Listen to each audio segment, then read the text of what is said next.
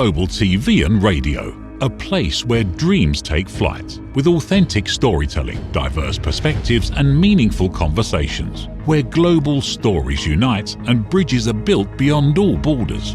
Discover world-class education, entertainment, hope and inspiration. Together, we're building bridges worldwide. Subscribe to our channel, USA Global TV. Download our app, USA Global TV. Be our guest or join our team. Visit usaglobaltv.com. Thanks to our founder and executive producer, Dr. Jacqueline Kerbeck. Music score by Yeffy Tang from Cloud Road Music. Voiceover artist Mike Porter. Creative direction by Paul Garcia. USA Global TV and Radio, your home for global connection. All rights reserved. This video and its contents are the exclusive property of USA Global TV and Radio. Unauthorized use, duplication or redistribution in any form is strictly prohibited.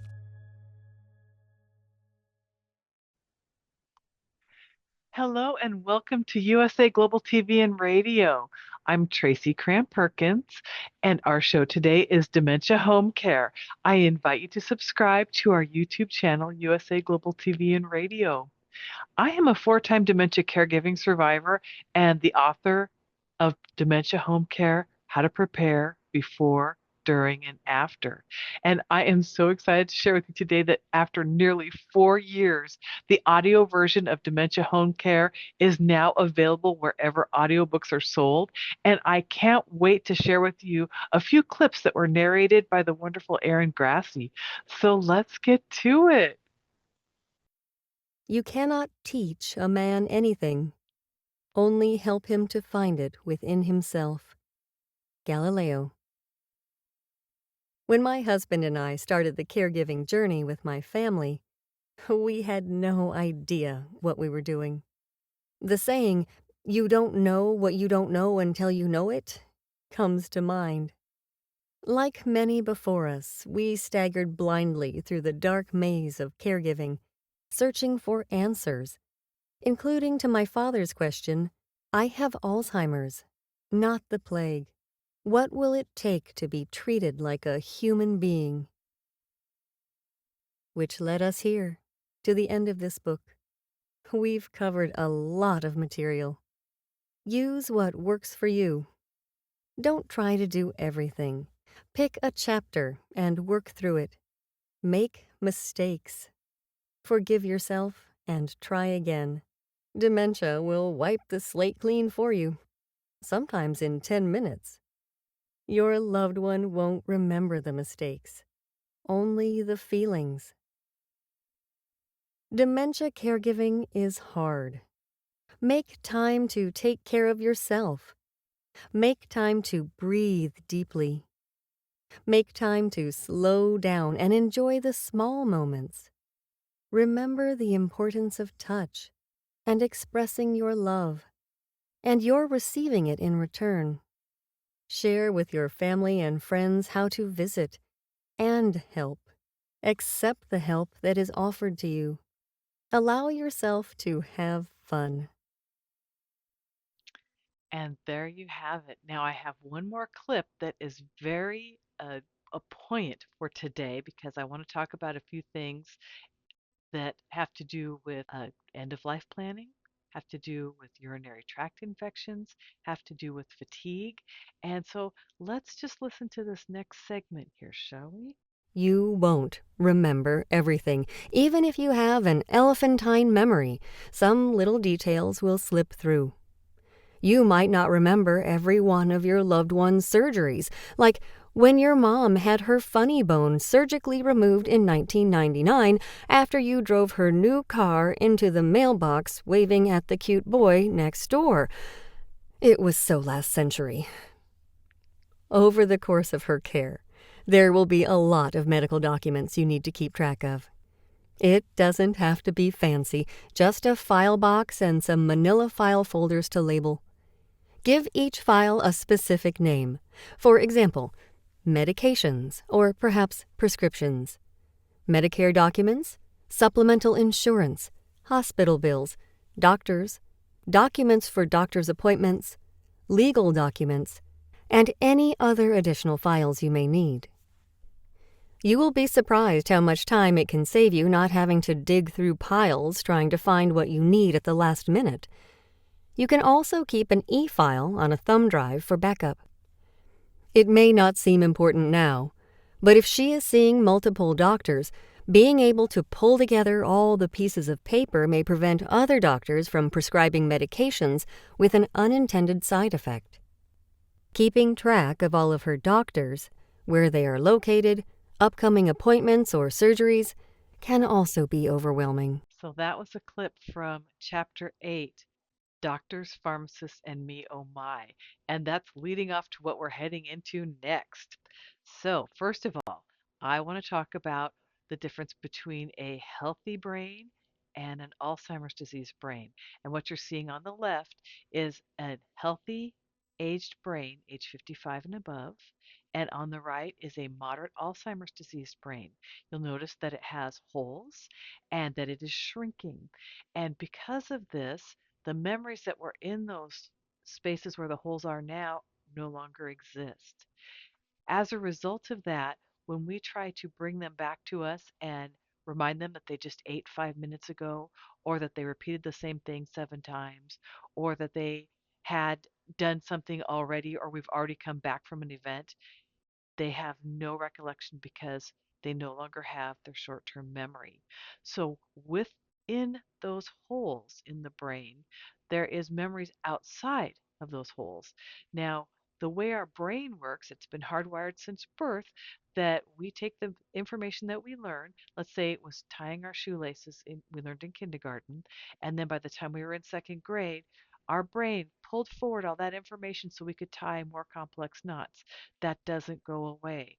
So when you ask someone, don't you remember you just ate? They really don't. Or if they answer strangely and you don't understand why, it's because it's taking them longer to process because their brain's having to search for the information. It's not where it used to be. And so they might answer your question 5 or 10 minutes later, and it seems so out of the blue you don't understand where it came from or what they're talking about. So these are some of the things that we have to look at.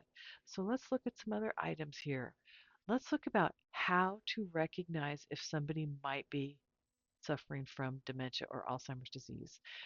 These are the early warning signs. So, if they have a loss of memory that disrupts their daily life, like they can't find their keys, they can't find their wallet, they're losing things and they can't find them, challenges in problem solving and planning. This shows itself in not being able to keep doctor's appointments, missing family outings, losing track of time, and also difficulty completing familiar tasks. So if it's something that you do every day at home, like making breakfast, and suddenly you can't remember what do you eat for breakfast, that might be an issue. Confusion with time and space. This happens quite frequently when you're not sure where or when you are, and you might see someone that's talking about they think it's 2025. Well, I mean, when you think it's 2025, and they think it's only 2007. Also, trouble with visual images and spatial relationships. This becomes very apparent if you're looking at like old family photos and there's more than 3 people in an image and they can't differentiate what the picture is. If they're having trouble identifying what's in the picture. New problems with words and in finding words and speaking shows itself when somebody's having a conversation and they pause longer and longer, searching for the word they're trying to use, or they substitute a word. As in one time when I was driving with my dad in the car, he asked me, "When is the jet landing?"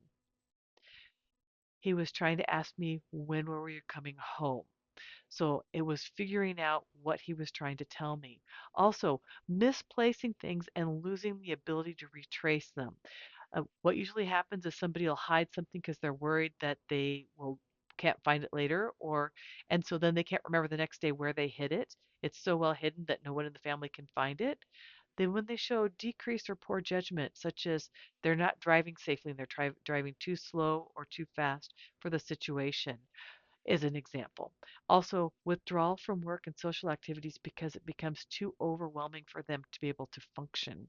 And then changes in mood or personality. If you had somebody that was rather abrupt and they suddenly become welcoming and say everything is wonderful, beautiful, and lovely, that might be a sign that something has changed.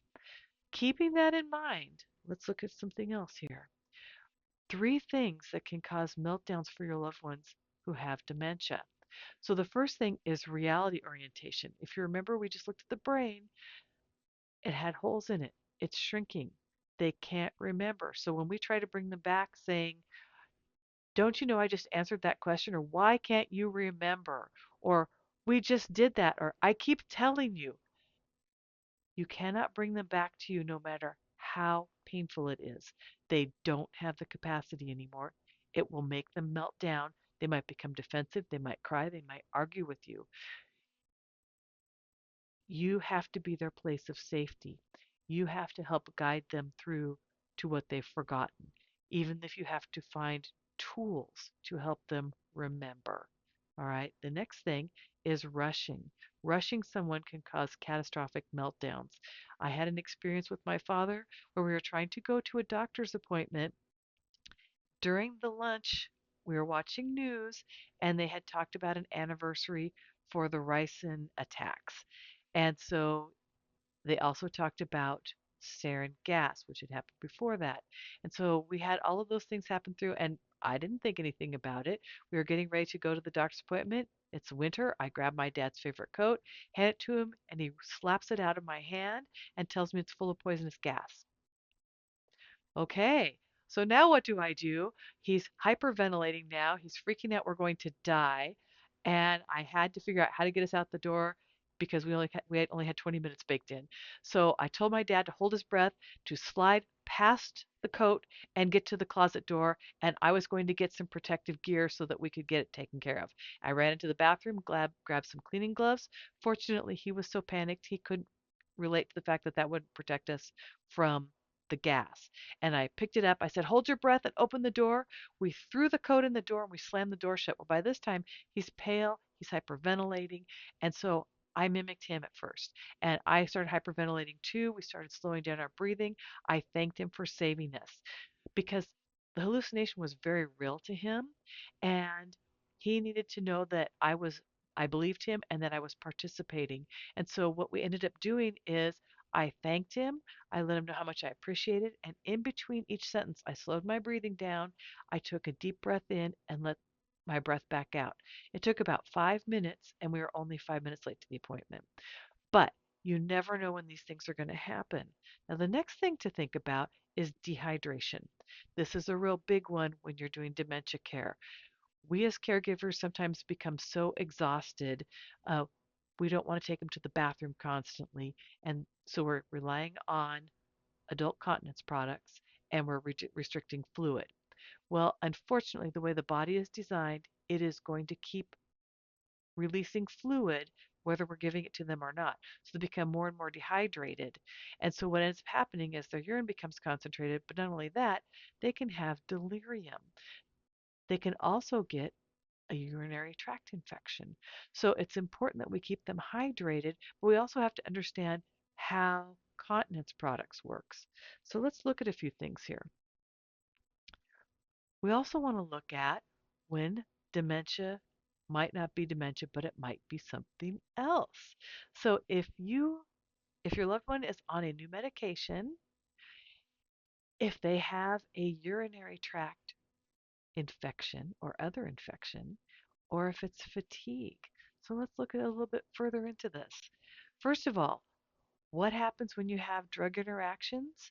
If somebody's taking a new medication within a couple of days, you'll notice a change in behavior that wasn't there previously. So it comes on suddenly. So if that happens, then you need to contact your loved one's pharmacist and have them prepare a drug interaction report for you. You will then take that to the doctor because what it will give is alternative medications or it'll remove medications if applicable. Once you get that in your hot little hand and you take it to the doctor, uh, what that'll do is they can then modify the prescriptions and follow the advice of the pharmacist so that your loved one will no longer have that issue and it will clear up. All right, moving on. What to watch for urinary tract infections? The following symptoms. When it's first starting, it's an urge to pee that cannot be delayed. Okay. Also, burning sensation or pain as the infection progresses. Very little urine because they've stopped drinking, they don't want to pee.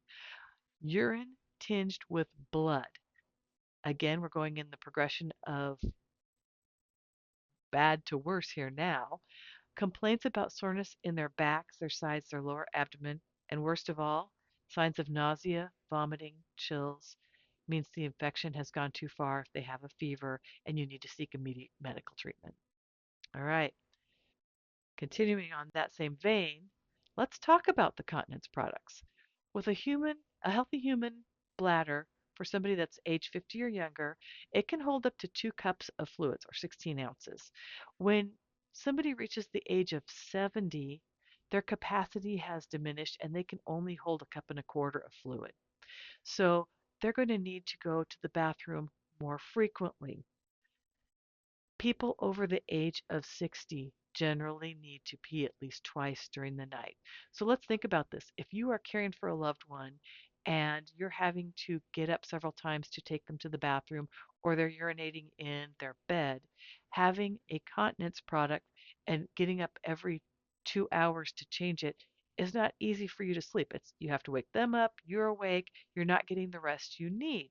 So when we're in this situation, often the first thing we think is, okay, we'll buy the next size up, it will hold more. Well, unfortunately, that's not true. It will only hold 16 ounces. It doesn't matter what size it is, so buying the next size up will not work. So, what do? We have to worry about now if we do that, fall risk increases because if you buy the wrong size, you can have product leakage and they can slip and fall in their own urine. You can also have a problem with the material being too bulky. If it's too large for them and it starts sliding down and binding their legs, they can stumble and fall and possibly break a bone. Also, it increases the risk for skin irritation and infections. And we definitely don't want to have an irritation or infection happen. It can lead to a lot of other serious complications. Now, let's look at some products. First, most people use the classic Silhouette Depends Silhouette Classics. I'm having dyslexia here today. And it holds 16 fluid ounces, which means we have to change it every 2 hours. During the daytime, that's not an issue because if we're toileting, we can get them to the toilet. If we're not toileting, then we just have to change it. Now, if we do nighttime defense, that holds up to 30 ounces. So that means that you can probably sleep for a few hours and have fewer changes because you only need to change it every 2 to 4 hours. Now, if you use a product that's breathable, similar to like say Senni's Super Quattro briefs, they can hold up to 86 fluid ounces. That's for someone that's bedridden. They have other products that hold up to 64 fluid ounces for somebody that just wants a nighttime product. Anyway, what this means is you're not waking your loved one up. They get more sleep, you get more sleep, and it reduces the amount of time when they might start inverting their day to night. So, just things to think about. Now, if they have released fecal material, you need to change the products immediately. They cannot absorb feces. So make sure that you do change those the minute you smell that an accident has happened. Now, last thing, preventing UTIs, drinking enough water. This is so huge to make sure that somebody is well hydrated. You Someone with dementia, if they are dehydrated, can become delirious. You'll notice because they weren't delirious before, but now they're showing signs of delirium. If it's been slowly building and they are having hallucinations, that's a different story. But with delirium, you can also get infection. So you want to make sure that you definitely have somebody well hydrated. You can stop giving them fluids after dinner. Restricting fluids after dinner is okay to help slow down the amount of release they're going to have overnight, but make sure they get adequate fluids during the day, which is 8 cups of water that are 8 ounces. All right, changing continence products every 2 hours is hugely important. Also, using a breathable continence product. Now, they're more expensive, but they're much cheaper than having medical bills. And what breathable products do is they prevent skin irritation, they prevent infections, and they also tend to be a higher quality and hold more fluid, so you don't need to change them as often, with the only exception being is if someone releases feces. All right. So now let's talk about fatigue. Signs of fatigue: persistent tiredness and exhaustion. We've all felt that. Any one of us has been caregiving. But do you know that that also happens with our loved one as they progress? The more we ask them to do, the more fatigued they become. All right. Muscle weakness and muscle aches. Difficulties concentrating or focusing. Can't tolerate much physical activity because they're so tired. They just don't have the energy to do it. Reports of insomnia or snoring because now it's interrupting their own sleep. Headaches can be involved. Lightheadedness or dizziness. Slow thinking beyond normal. Difficulties making decision because you're so tired you can't think. Irritability or mood swings. You're going to see this when you start snapping at people for the simplest things, like somebody just knocking over a glass of water or somebody dropping something, say an egg, and it breaks. Simple things that are just normally you would clean up. So let's talk about this a little more.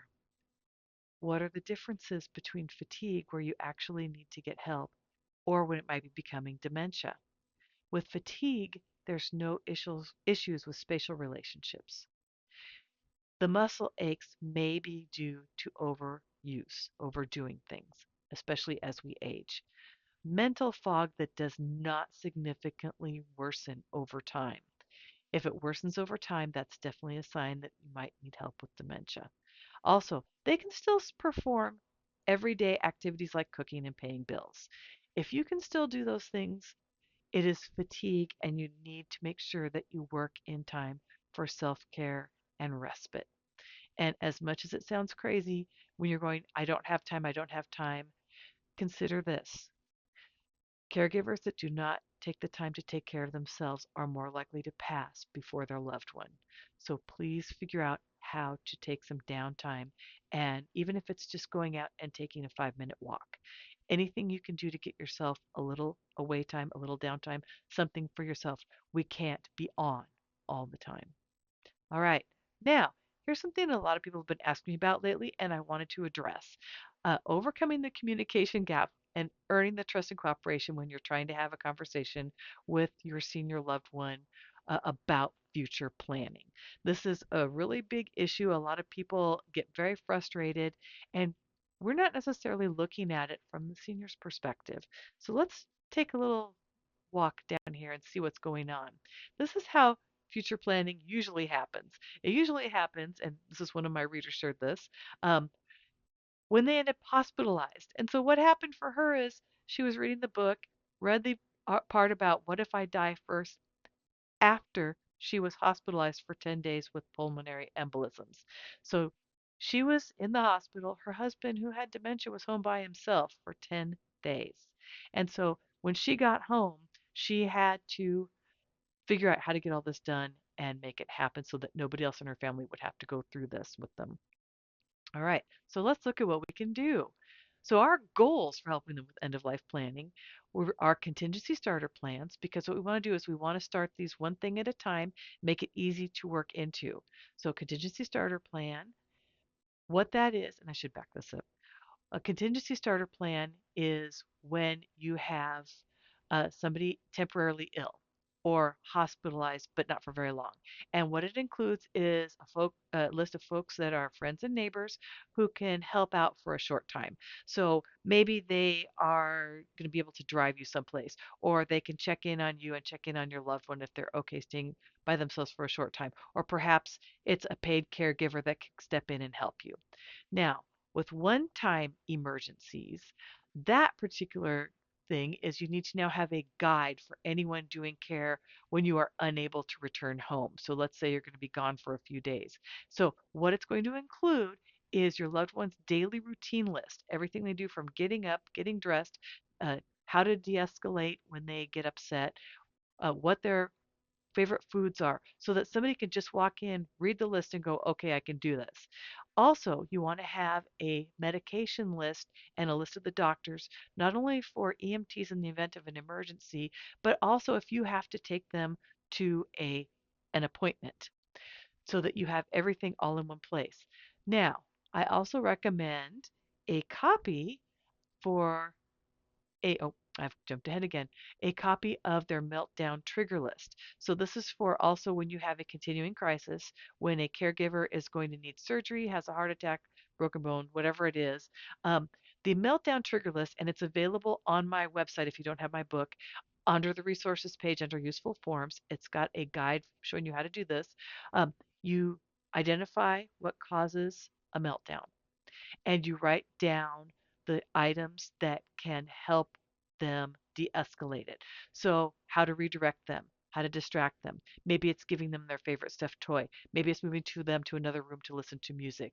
Maybe it's just giving them a treat or wrapping them in a blanket. Whatever that is, you write that down at the bottom of the list. What you also want to do is include any actions by caregivers that can cause a meltdown because the caregiver isn't going to know what can trigger that. And they might be going along, everything's wonderful, and then all of a sudden your loved one starts screaming, standing in the corner, raising their fist, going, "Get away from me!" So you want to make sure that doesn't happen because they aren't going to know what to do. All right. Now, in the event you die first, this is very important. Okay, what you want to do is make sure that you include all of your legal documents, such as durable power of attorneys, wills, letters of instructions, any advance directives, and information needed for the estate executor. Because if you do pass before the person you're caring for and somebody needs to step in and take care of them, they need to have that information. Otherwise, it's going to take a lot longer for them to get things sorted out. And it becomes very stressful because they don't know what you need them to do without you telling them that it's available. All right. So, all of this information, if you have my book, is covered in Chapter 7. Now, let's go on and talk about one other free tool. AARP has a wonderful Prepare to Care guide that has all of these for free. You can download it. It walks you through step by step all the things that you need to help your loved one. So it's another tool available online. And now consider this, How to Say It for Seniors. This is a wonderful book. I have my own copy here. I don't know if you can see me in the corner here. This is the original cover. The cover is when they rebranded the series of How to Say It. But this is a wonderful, wonderful tool if you want to read more after we get done talking about this. So I want you to keep in mind every senior caregiver is experiencing staggering new losses every single day. They're losing their strength because of loss of muscle mass and exhaustion. Their health is deteriorating. Their peers are passing away and they don't have time to make new friends, and the amount of time it would take to bring somebody on that they to the equivalent of somebody they've been friends with for 30 years is not going to happen. They no longer count in society. They no longer have any authority. And here's the other thing about when somebody is aging. Think about how we're going with our lives right now. Everything is forward progress. We are moving forward. Every 10 years we have new things. We start out, we graduate from high school, we maybe go to college, we get a new job, we have our career, we get married, we start having kids. Everything is forward moving. We finally get to do those things that we always wanted to do as an empty nester. And then we hit a certain age, and now instead of the forward progression, we are regressing. Usually around between the ages of 60 and 65, they start wondering about their legacy. How will they be remembered? These are very important to people in this stage of life. So let's talk about this. We want to do things that will help them maintain their control in end of life planning. And it works best if we assist them while not creating a false sense of urgency. It's not on our time frame. Because think about this. We're always going, hurry, hurry, hurry. We haven't taken care of this yet. We need to take care of this yet. So let's look at this from their perspective. Our typical conversation goes, Mom, have you given any more thought to how you want to do your end of life planning? Your loved one, the conversation trails off. They avoid the question. They never decide. Well, why is that? Understand what it's like from their perspective. Their lack of urgency could be you are taking their control away from them. It's perceived as your agenda and not theirs. Now think about this. They feel badgered. Or from their lived perspective, life always has a way of working out. They have so many caregiving duties on their plate, they don't have the mental space or energy to deal with it in that moment. So, what can we do? Listen, or thy tongue will keep thee deaf. This was a very eye opening phrase when I first read it, and I want to tell you it had a lot of impact on my caregiving. Learning how to talk to your elders. What is important to them? What's important to them is us understanding the value of their nonlinear conversations. It may not be dementia. It could be that they are expressing their values in the details.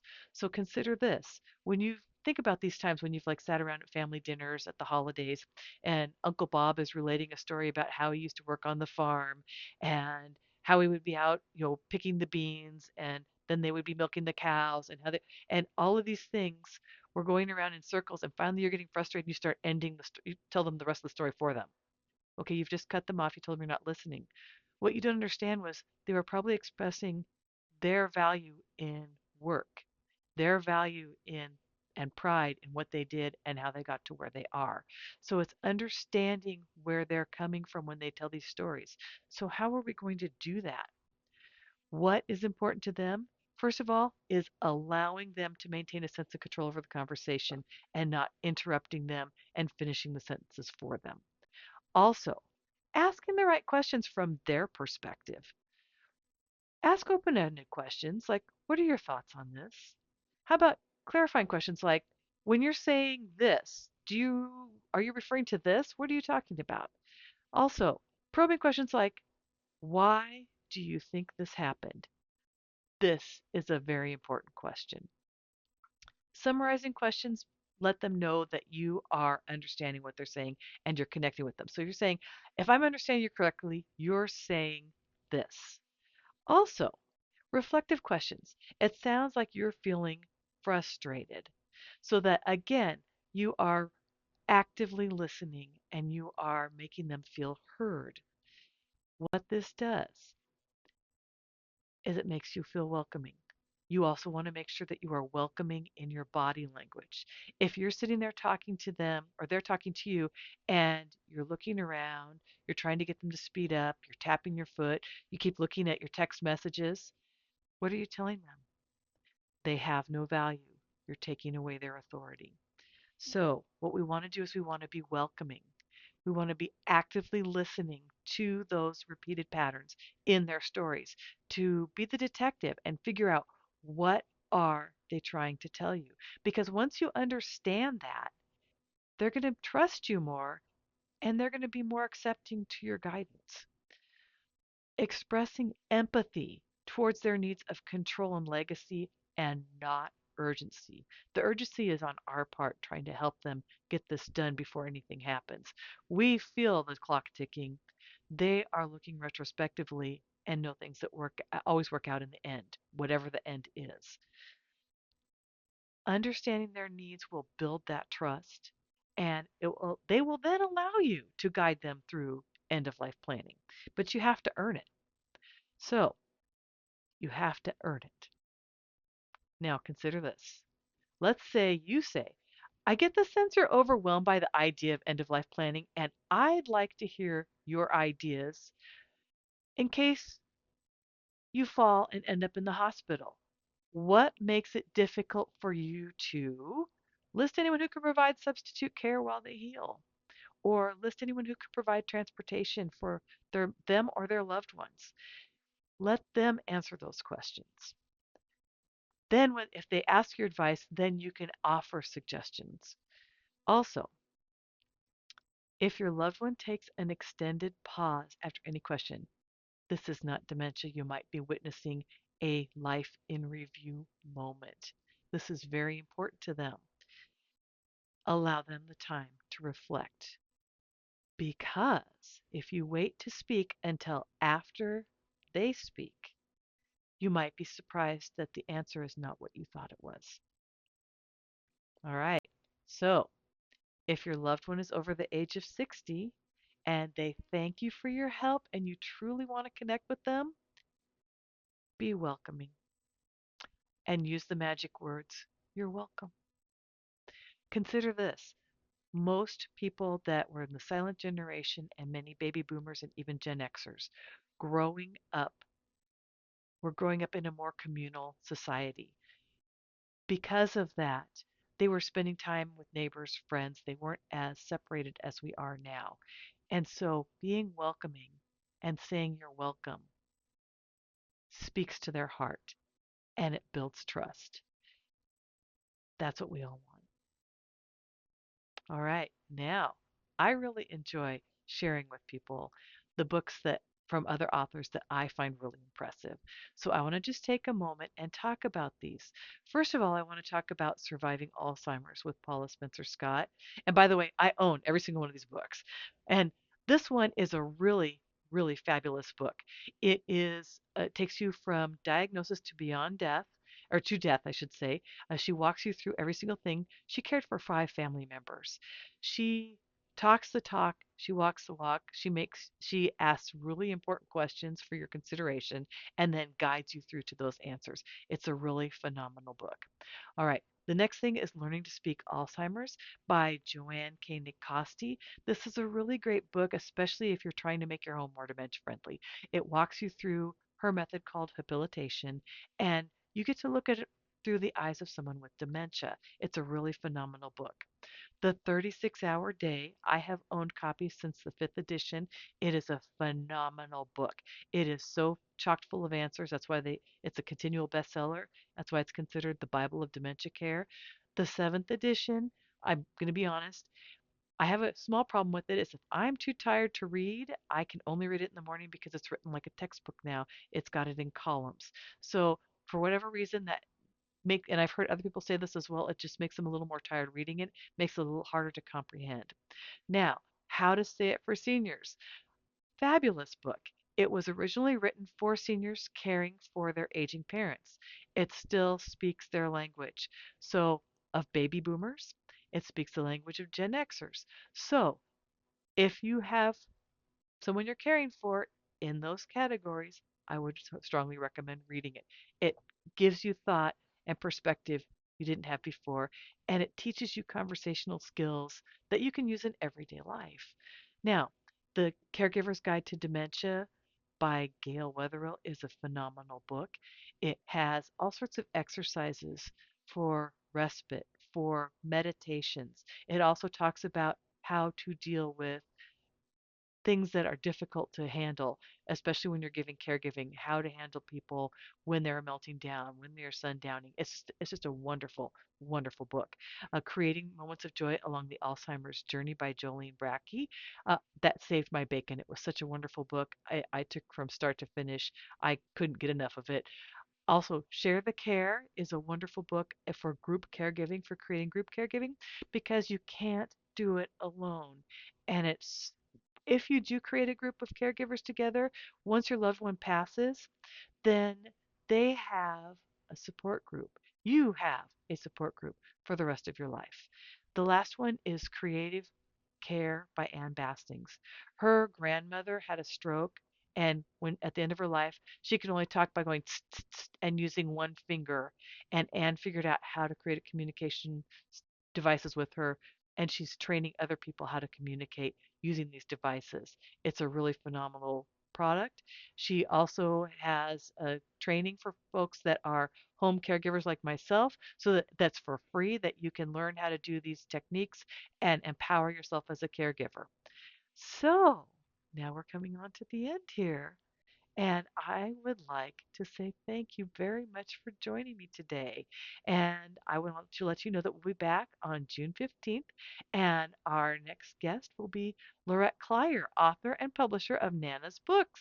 Nana's Books are a series of advertisement free, dementia friendly books that stitches anew the vibrant patches of a person's life story through a collage of nostalgic art and literature and bring back the pleasure of reading. In the meantime, you can go over to our YouTube channel at USA Global TV and Radio and find our playlist where you'll find all of our past episodes.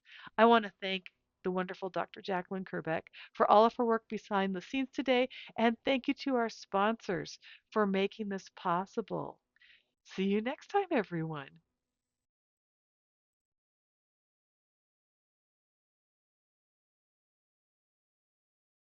USA Global TV and Radio proudly presents Tracy Cram Perkins, a dementia caregiving survivor teaching how to balance care with peace of mind.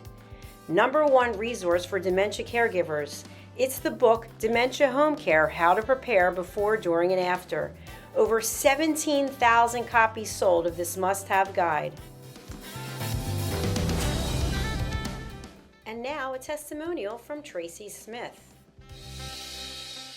If I was to describe this book to someone who is going through a similar situation, I would underscore how important it is to have some sort of a tool or a guidebook to help you through certain stages. And there's so many, it's such an unknown topic to the average person. And to have this as a reference is essential. It's going to help you get through it personally, as well as help your loved one manage. To learn more, go to tracycramperkins.com. Tracy Cram Perkins is an award-winning author. She's also the host of Dementia Home Care television show. Watch it here on USA Global TV and Radio. Thank you, viewers and listeners of USA Global TV and Radio, for joining us today. We're honoured to have your time and attention as part of our global community. At USA Global TV and Radio, we believe in the power of authentic conversations, meaningful connections, and creating a world of possibilities together. Want to be part of something bigger? Join our team of elevated listeners at usaglobaltv.com, a space where your voice matters and your ability to listen transforms relationships. Stay connected with us across all our platforms for thought-provoking discussions, expert insights, and empowering stories. Subscribe to our channels at youtube.com/c/USA-Global-TV. Follow us on social media and explore the endless opportunities we're creating for growth, learning, and inspiration. Together, we're not just broadcasting, we're building bridges and changing lives one conversation at a time. For inquiries, contact us at info@usaglobaltv.com. Music by Johnny Dies. Produced by Executive Producer and Director Dr. Jacqueline Kerbeck. Voiceover by Mike Porter.